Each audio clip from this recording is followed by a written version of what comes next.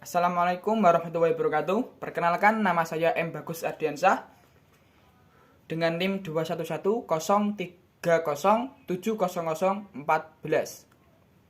Saya dari jurusan Hukum Tata Negara Fakultas Syariat dan Hukum UIN Sunan Kalijaga. Video ini saya buat untuk memenuhi tugas akhir semester saya, mata kuliah Bahasa Indonesia dengan dosen pembimbing Bu Siti Zahroh SH MSI.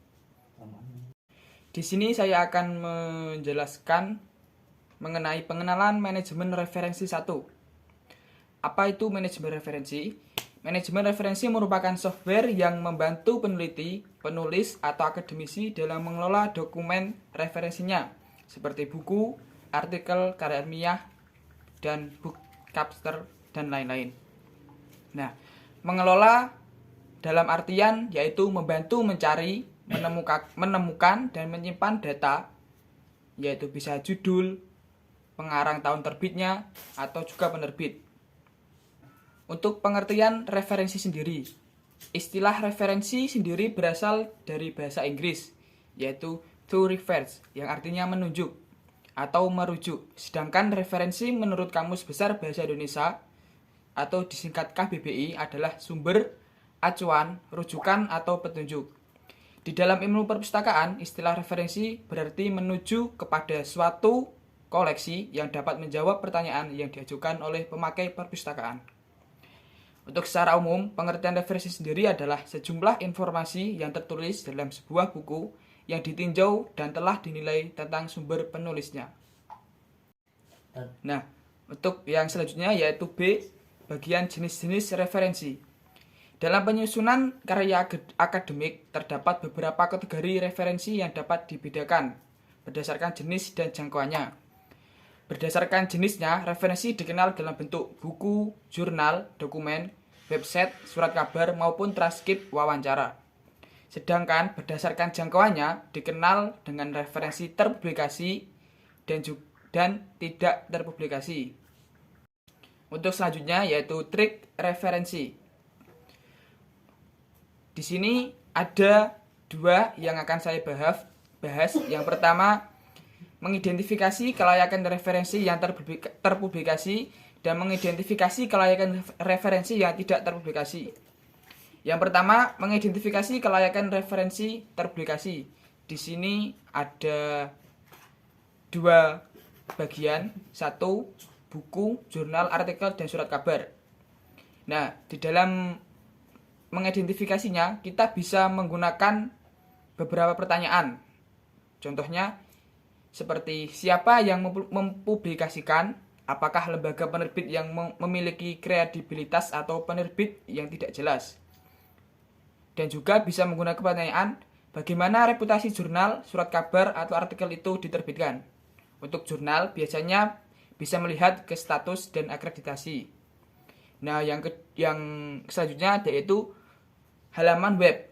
Nah, di sini juga kita bisa menggunakan beberapa pertanyaan untuk mengidentifikasi kelayakan referensi tersebut. Contoh pertanyaannya bisa seperti, siapakah pemilik situs atau penulis artikel dalam halaman web yang dirujuk? Yang kedua, apakah data informasi yang ditampilkan secara reguler mengalami pembaruan, yaitu atau biasa disebut updating? Nah, untuk yang terakhir, apakah website tersebut dimiliki oleh korporasi lembaga dengan kepentingan tertentu. Nah, selanjutnya mengidentifikasi kelayakan referensi yang tidak terpublikasi. Nah, di sini kita bisa melihatnya dari dua sumber, yaitu sumber tertulis dan juga sumber tidak tertulis. Untuk sumber tertulis, sumber atau referensi tertulis yang tidak terpublikasi misalnya adalah dokumen negara, laporan kesehatan, laporan keuangan, hasil penelitian, makalah seminar, skripsi, tesis, disertasi, dan transkrip wawancara. Nah, untuk sumber yang tidak tertulis, sumber ini dapat dilacak berdasarkan jenis narasumbernya, yakni narasumber primer dan narasumber sekunder. Narasumber primer adalah orang pertama atau pihak yang secara langsung terlibat dalam topik yang disampaikan. Nah, sekarang kita ke bagian yaitu kutipan. Mengutip pada dasarnya adalah meminjam gagasan orang untuk memperkuat argumentasi yang hendak dibangun. Materi-materi yang dikutip dapat berupa informasi, data, gagasan maupun yang berasal dari orang lain atau jenis-jenis referensi dan cara mengetahui kelayakan. Nah, untuk selanjutnya yaitu jenis-jenis kutipan. Di sini ada dua jenis. Satu, teknik mengutip secara langsung atau direct question. Dan yang kedua, teknik mengutip secara tidak langsung. Yang pertama, teknik mengutip secara langsung. Di sini dibagi menjadi dua, kutipan langsung pendek dan kutipan langsung panjang. Kutipan langsung pendek adalah kutipan langsung yang panjangnya tidak lebih dari 3 baris ketikan. Contohnya, kata kunci dalam strategi manajemen jaringan adalah bagaimana membuat para aktor melakukan kerjasama untuk mencapai hasil-hasil yang diharapkan. Nah, itu contoh dari kutipan langsung pendek. Nah, selanjutnya itu kutipan langsung panjang. Kutipan langsung panjang adalah kutipan langsung yang panjangnya melebihi baris ketikan dan kutipan diberi tempat tersendiri dalam alinea baru. Contohnya, dalam pidatonya di hadapan sidang BPUPKI tahun 1945, Presiden Soekarno mengobarkan semangat kemerdekaan dengan menyatakan bahwa apakah kita mau Indonesia merdeka yang kaum kapitalisnya meleleh, ataukah yang semua rakyatnya sejahtera, yang semua orang cukup makan, cukup pakaian, hidup dalam kesejahteraan, merasa dipangku oleh Ibu Pertiwi yang mencakup memberi sandang pangan ke depannya. Itu contoh dari kutipan langsung panjang. Nah, yang sekarang yaitu teknik mengutip secara tidak langsung.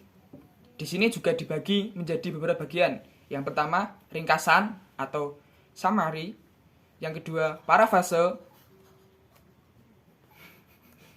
Nah, untuk ringkasan sendiri, ringkasan digunakan untuk mengemukakan pokok gagasan yang dikutip dengan menggunakan kalimat sendiri. Itu pengertian dari ringkasan. Untuk pengertian dari parafrase sendiri yaitu penggabungan gagasan orang lain ke dalam satu karya dengan kalimat sendiri tanpa harus mengidentifikasi kunci. Dalam parafrase, yang terpenting adalah memahami gagasan yang hendak disampaikan oleh penutur asli lalu menyampaikannya kembali dengan kalimat yang disusun sendiri. Nah, sekarang yaitu F, catatan. Menuliskan catatan-catatan kecil terhadap materi yang dibaca membawa banyak manfaat bagi penulis karya akademik. Di samping membantu mengingat poin-poin gagasan penting yang dapat menunjang argumen, catatan juga dapat memudahkan penulis merumuskan struktural yang hendak dibangun, membantu membaca dengan efektif, serta memudahkan kita dalam mencantumkan bacaan. Nah, untuk membuat catatan kecil yang efektif terdapat banyak cara yang bisa kita lakukan. Contohnya, 1. Menggunakan diagram atau speed diagram. Yang kedua, mencatat poin penting setelah kita selesai membaca. Yang ketiga, highlight poin-poin penting, yaitu mencari dan mengulang poin-poin penting yang sudah kita dapatkan. Yang keempat, mencatat untuk tiap-tiap bab pada kertas yang sudah kita baca, atau kita bisa melihat catatan-catatan kita yang sudah kita tulis setelah membaca. Yang kelima, menulis di kertas yang sudah kita baca, yaitu kemudian mengklarifikasikannya sesuai dengan bab atau topik bahasan yang sudah kita baca. Cukup sekian dari presentasi yang bisa saya sampaikan. Wassalamualaikum warahmatullahi wabarakatuh. Semoga bisa bermanfaat bagi kalian semua. Jangan lupa like dan subscribe.